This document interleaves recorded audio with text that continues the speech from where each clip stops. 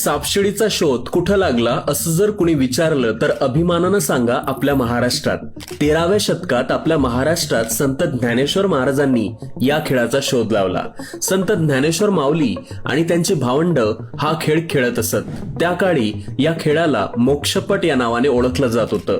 त्या काळात हा खेळ मनोरंजन म्हणून नव्हे तर प्रत्येक खेळाडूला जीवनातील चांगला आणि वाईट कर्म समजविण्यासाठी निर्माण केला गेला होता.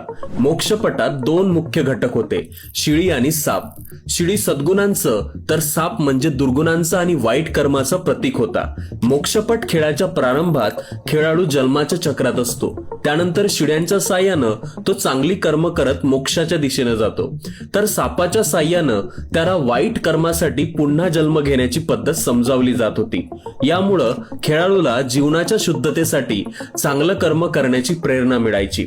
ब्रिटिशांनी या खेळाला 19व्या शतकात इंग्लंडमध्ये आणलं. त्यांनी काही बदल केले आणि त्याचं नाव स्नेक्स अँड लॅडर्स असं ठेवलं.